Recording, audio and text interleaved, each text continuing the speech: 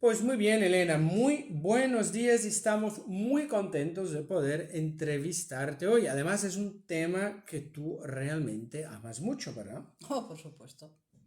Vamos a hablar del don de tu hija, Amanda, que es un don que ha hecho bastante ruido, incluso ha salido en algunos periódicos, pero pocos han podido conocer el don de Amanda como tú, su mamá. ¿Qué nos quieres contar al respecto? ¿Cómo fue el inicio, la génesis del don de Amanda? ¿Cómo lo has visto tú? Así es. Bueno, yo lo primero que tengo que decir es que sobre el don de mi hija se han dicho muchas tonterías, se creó mucho revuelo, pero yo que lo he vivido en mi familia en primera persona, tengo que decir que fue algo maravilloso lo que vivimos. Yo puedo dar fe porque lo he vivido y yo sería una desagradecida inmensa si dijera lo contrario, porque para nosotros fue un don espectacular y maravilloso. Entonces explícanos un poco con tus palabras en qué consiste el don de Amanda. A ver, yo tengo que decir que los padres de Amanda observamos, bueno, y su hermana también. Mi hija volvió de un retiro pentecostal en Madrid bastante, bueno, sí, que tenía bastante renombre, y de repente notamos un cambio en la actitud que era muy llamativo, porque la familia se ponía a rezar el Ángelus, y en ese momento, al rezar el Ángelus, mi hija, al tener ese don que tiene tan particular del Espíritu Santo en ella, se arrancaba a hablar en lenguas, que para la gente que sabe de qué va esto, ¿no? El hablar en lenguas era el lenguaje que es propio del Espíritu Santo, que no es normal, es una cosa que no es impostada, tú no te la puedes inventar, era algo muy llamativo y era evidente que no se lo estaba inventando. Entonces, lo más maravilloso que yo creo es que de repente se abría en árabe. Entonces, yo creo que Ella esto, empezaba a hablar en árabe. sí, era una cosa que era descarada en árabe, ¿Y cómo saben que hablaba en árabe? porque es evidente, porque es un lenguaje que, a ver, nosotros nos quedamos atónitos porque es una cosa que tú no te puedes inventar de ninguna de las maneras si no lo has estudiado y, y además todos nosotros identificamos que estaba hablando en árabe. ¿Y alguna persona que hablaba árabe ha identificado? Efectivamente, lo que iba a decir es que hay una señora maravillosa que cuida a mi cuñada, que se llama Jafida. Entonces, a través de Jafida supimos, como ella es marroquí, claro, nosotros oíamos que hablaba árabe, pero tampoco sabíamos mucho más. Pero a raíz de Jafida nos dijo, qué curioso, si es que además habla árabe antiguo. O sea, ella que es marroquí lo podía decir. Entonces, Jafida a mi hija le decía, pero bueno, ¿tú dónde has aprendido el árabe? Y mi hija dijo, no, yo nunca jamás en mi vida he aprendido árabe, no sé ni lo que estoy diciendo. Y lo más curioso de todo es que no solo lo hablaba en árabe antiguo a ella, sino que además le estaba diciendo cosas sobre su vida que ella nunca había contado a nadie, pero a nadie es a nadie. Entonces, claro, ella estaba perpleja porque decía, pero ¿cómo es posible que esta chica sepa estas cosas de mí? Pero tengo que decir que ella era muy consciente, igual que nosotros, que no era ella. Había algo superior en ella que no se puede imitar. O sea, es que lo tienes que ver. Y además era una sensación unánime. O sea, no es que hay alguien que haya dicho, fíjate, no, no, todos lo teníamos clarísimo. Desde mi marido, mi hija, Jafida. Bueno, Jafida estaba arrebatada, porque como comprenderéis, la cosa es, en fin. Entonces vamos a hacerlo un poco cronológicamente, Elena. Amanda vuelve de un retiro, llega a casa y Ajá. ¿qué pasa? Bueno, lo que pasa es que a raíz, quizá ya con su hermana explica, quizá en otros vídeos, ¿no? Las manifestaciones, pero tengo que decir que sus padres, sobre todo, fue rezando el Ángelus cuando vimos esto. Entonces, otra cosa que pasaba, bueno, yo tengo que decir que enseguida, en mi experiencia personal, porque esto fue al principio de los principios, ¿no? O sea, Pero entonces ustedes rezaban el ángelos y ¿qué sí. pasaba concretamente con Amanda? Descríbenos qué pasaba. Bueno, rezábamos el Ángelus y entonces yo tengo que, bueno, pues arrancaba a hablar en árabe y luego aparte de arrancar en árabe, a veces te podía hacer discursos y entonces a veces para hacerse entender, porque el Espíritu Santo en ella era como un don progresivo que al principio hablaba en lenguas del Espíritu Santo que no entiendes nada, luego poco a poco empezó a hablar en castellano un poquito, luego se le entendía meridianamente, pero otras cosas que hacía era coger libros, objetos, para darnos a entender cosas que él nos quería decir. Y entonces era muy curioso porque de la nada te cogió un libro, que podía ser cualquiera, espiritual o no, lo abría al azar en una página, señalaba con el dedo y te señalaba el concepto. Entonces tú le ibas haciendo preguntas. Ah, ¿y qué quieres decir sobre esto? Ah, ¿quieres decir esto? Y entonces te ibas sintiendo. Y entonces eran unos conceptos y unas cosas que es que no es que mi hija se hubiera vuelto loca. Porque esto, ¿quién lo puede hacer? ¿Quién puede coger un libro al azar y de repente, ¿entiendes? Y Entonces, les daba una enseñanza. ¿Sí? exactamente, una enseñanza. Entonces, Pero ¿de quién hablas cuando dices que les daba una enseñanza? ¿Qué pasaba con tu hija exactamente? ¿Ella desaparecía? ¿Quién era el que les enseñaba? no, en ese momento mi hija no era mi hija. Mi hija era, es el Espíritu Santo, el don, que tiene esta forma tan espectacular, que es el que nos hablaba a nosotros Directamente. directamente. Y cuando ella se movía, era el Espíritu Santo que se movía. Sí, sí, sí, totalmente. Era el Espíritu Santo que se movía. ¿Y cómo se movía él? Bueno, él se movía de una forma con toda familiaridad. O sea, tú notabas que era él, pero es que a nosotros nos trataba como una familia. O sea, nos hablaba de una forma Pero a normal. ver, el modo como él se movía era diferente del modo como Amanda se movía. A ver, hay una cosa que está clarísima. Cuando era él a través de ella, todos sabíamos perfectamente que no era ella, era el Espíritu Santo que hablaba a través de ella. Y entonces, perdona, pero yo tengo que decir, en mi experiencia personal, que un 5 de marzo del año 2023, rezando el Ángelus con mi hija, pues bueno, rezando el Ángelus con mi hija, yo tengo que decir que soy una persona que he estado 30 años, más de 30 años, enferma de depresión, con una depresión muy grave, con una discapacidad reconocida y además con una medicación fuertísima que tumbaría a cualquier elefante y además yo tenía que guardar mucha cama, tenía muchas migrañas, no podía llevar una vida normal, en el tema laboral no me iba nada bien y de repente... Recibías dinero del Estado. Efectivamente. Porque tu enfermedad era reconocida. Exactamente. Entonces de repente,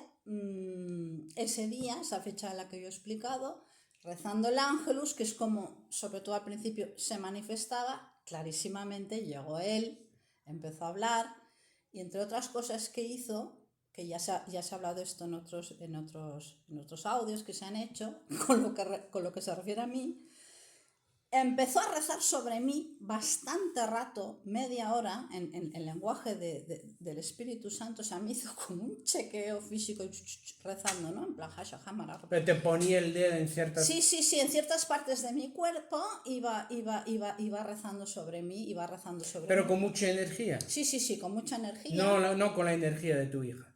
No, más intensa. no. Esto era de una intensidad.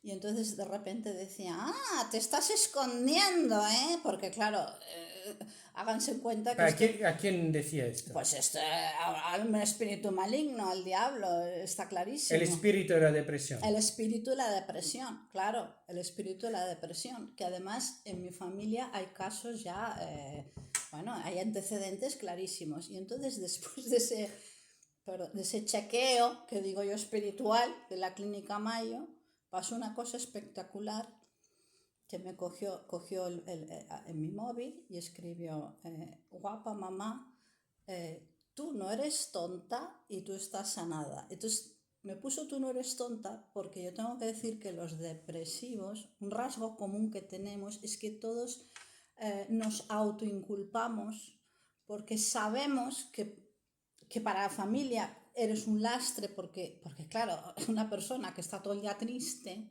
y que no lleva una vida normal, evidentemente para la familia, pues claro, todo el mundo quiere que tú te sanes, ¿no? Y entonces me puso estas palabras que acabo yo de decir. Y entonces, en acto simbólico, cogió unas medicinas que yo tenía y las tiró al suelo, que yo capté que era como quieren decir, esto no lo vas a tomar más. Y era muy fuerte. Entonces, efectivamente, yo nunca más las volví a tomar y a raíz de ahí... Nunca más. Nunca más. ¿Y no tuviste No. efectos secundarios nocivos? No. Entonces yo, no, tengo que decir que no. Entonces, de la noche a la mañana... Ah, y otra cosa súper importante. Cuando yo iba al psiquiatra y me encontraba un poco mejor, él me decía, mira, cuando tú te encuentres mejor, intenta reducir un poquito la medicación. Y cuando llegaba ese momento, yo lo hacía, pero no podía. O sea, era tan fuerte la enfermedad en mí que automáticamente tenía que volver a la dosis anterior. ¿Por qué se te bajaban los ánimos? ¿Tenías dolores físicos? Yo nunca, no, era esa tristeza que yo nunca jamás en mi vida podía ser autónoma de esas medicinas y no me atrevía. Y yo, de hecho, sin esas medicinas era horroroso. O sea, es que no podía. Entonces, de un día para el otro, lanza las medicinas al suelo y tú ya no las tomas y todo perfecto. efectivamente. Entonces yo, a partir de ese día, ya nunca más tomé nada y de repente mi vida fue un antes y un después.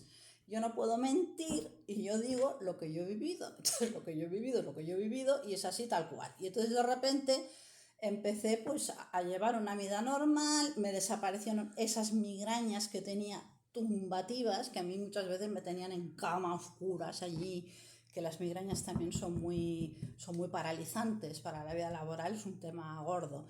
Y de repente yo veía que hacía vida normal, que yo me levantaba, que entraba, que salía, y además empezó a perfilar un negocio en la familia, que es el tema de la bisutería cristiana.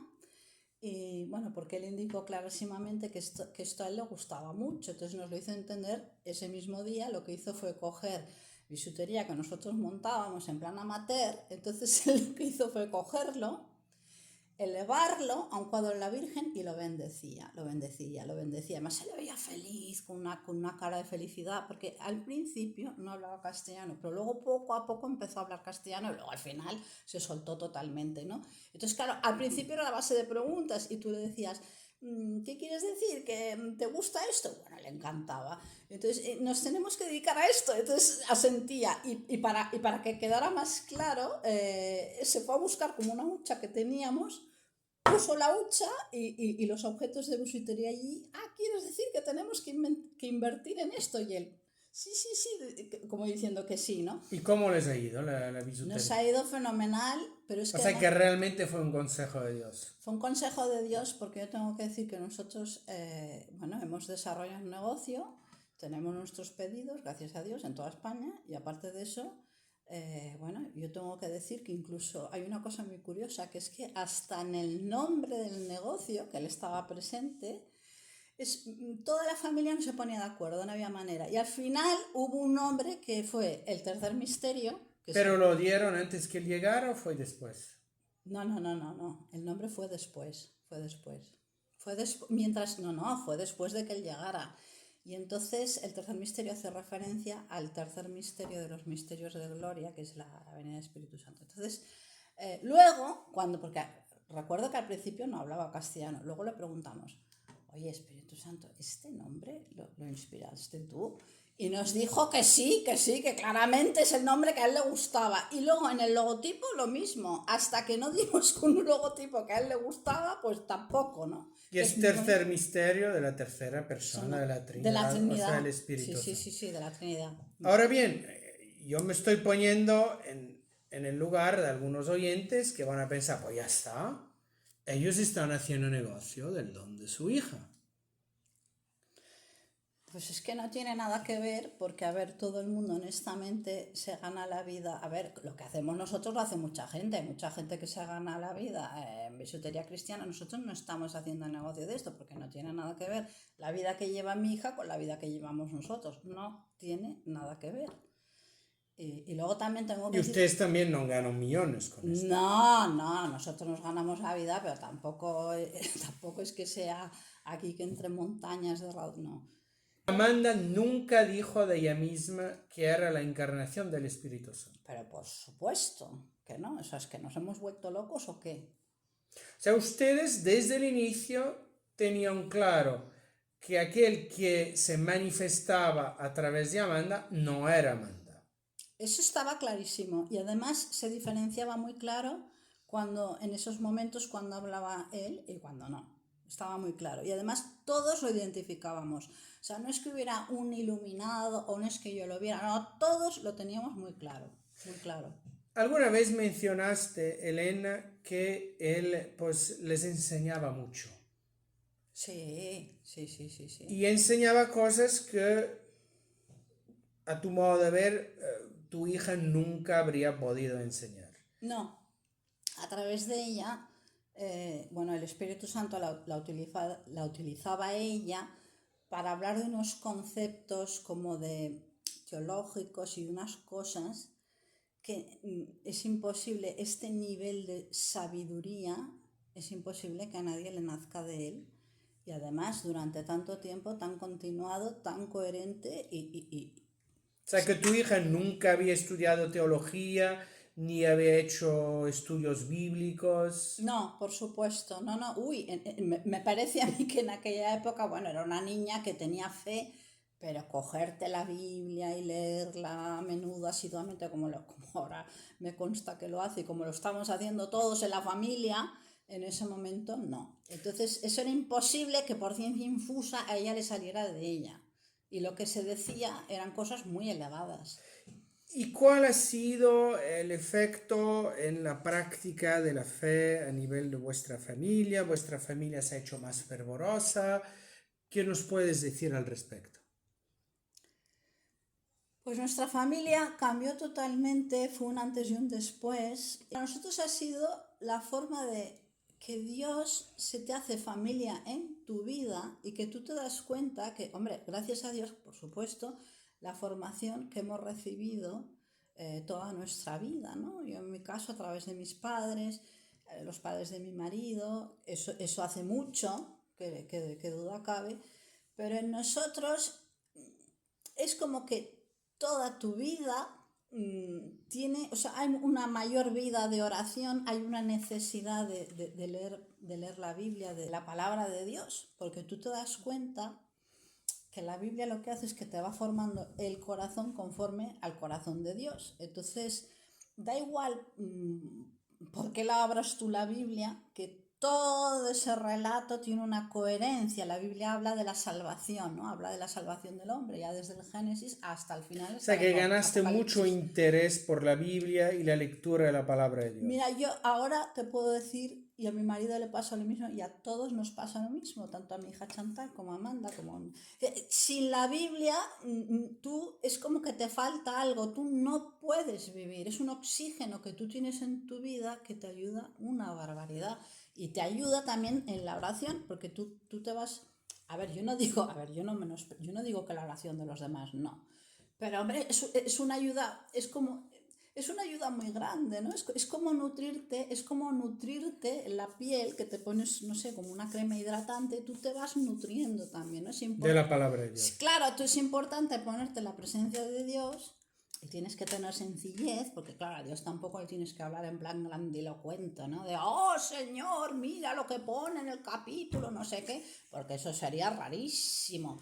Pero lo que tú vas leyendo, tú te das cuenta que te va retroalimentando y te va formando. Entonces, nos ha cambiado la vida por completo. O sea, que has empezado a hacer tu oración diaria con la Biblia. Sí, cada día, sí, las lecturas. Sí, y rezas más que antes. Más que antes, y luego otra cosa que nos pasa es que, por ejemplo, mi marido iba a misa los domingos y punto. Pero entonces, a partir de ahí... No era muy de devociones. No.